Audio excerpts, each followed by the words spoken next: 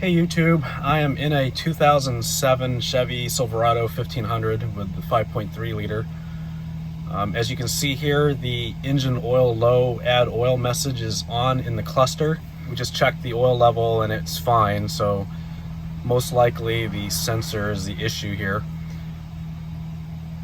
So we're going to go ahead and jack the vehicle up so that I can fit underneath it.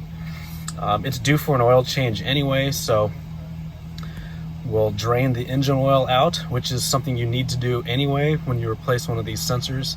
And once that engine oil is drained out, we can proceed with removing the sensor. So we are under the vehicle, looking at the engine oil pan. The sensor in question is right here. It's facing the passenger or right side of the vehicle. So let me zoom in here, get you zoomed in there. What we'll need to do is we'll need to get the connector disconnected here. And in this case, I'm going to use a right angle pick. So what I'm going to do here is there's a slot in the side of the sensor here. We'll stick the pick in and grab the locking clip for the connector. You grab it and then you just release it. So kind of a motion like this. So I've stuck the pick in the slot. I'm going to rotate the pick to release the connector. As you can see, the connector is released. And since the camera's in my way, I have to use it to release the wire connector here. So once that's out of the way, we can get a socket on here. A 29 millimeter or a 1 1/8. So 1 1/8 also fits that. And we'll see if we can get a ratchet up in here.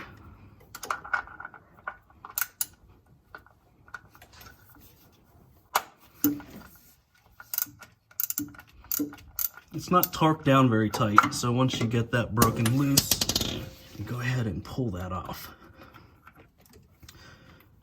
You can unscrew it.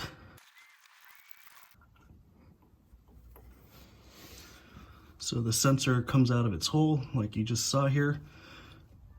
And we will need to also grab this O-ring that's still stuck to the side of the oil pan.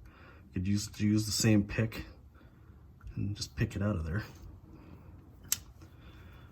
Get a clean rag and we'll wipe the hole out. We'll go grab the new sensor. So I've got the new part. So you can see here, I'll list the part number in the video description, but quite literally reverse of how you removed it. So just carefully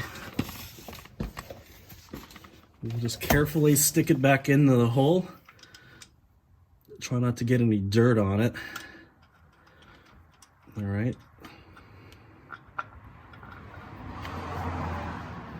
And screw it in by hand. So I'm going to go ahead and get that screwed back into the side of the engine oil pan here, and we'll get back to you. As you can see here, I'm using a rotor head ratchet.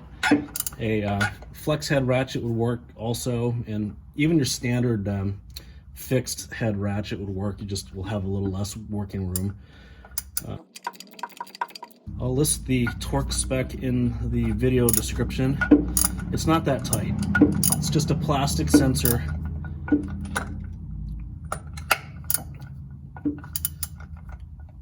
with a little O-ring. There's no reason to have this on very tight. So now we've got the sensor torqued to spec, and it's just a matter of plugging the electrical connector back in. As you might be able to see here, the new part is clocked slightly differently than the old one. The opening for the lock clip is pointing kind of at the 11 o'clock position. So as you can see here, we've got the connector. We'll just line up the lock clip with the slot, and then just simply push the connector in. So once you've got the connector plugged in, it's just a matter of putting oil back into the engine until you get it to the normal level mark on the oil dipstick. and we'll check for leaks, and that's it underneath the vehicle. So since we had to drain the engine oil to replace this sensor, went ahead and did a oil and filter change while we were at it. Got a new oil filter screwed onto the block, and now we're checking the engine oil to just make sure it's at the acceptable level. So what you got to do, pull the dipstick out, wipe it clean. As you can see here, it's clean.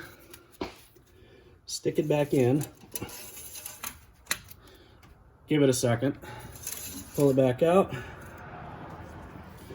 and look to see where the oil level is.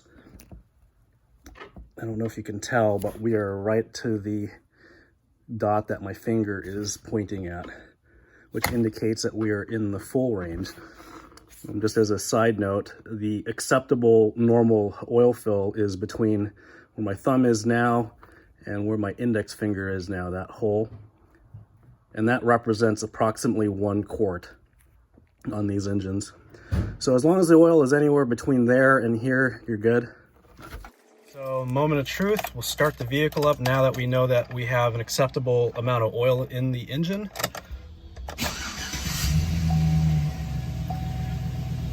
Okay, I'm gonna go ahead and cycle through any warnings that it has here.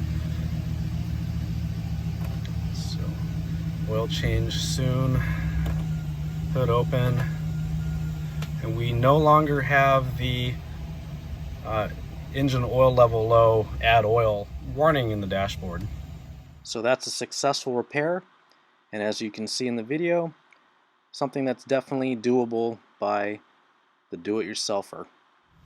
If you like this video, please click on the like button, and if you haven't subscribed to my channel already, please subscribe so that you can see more videos like this.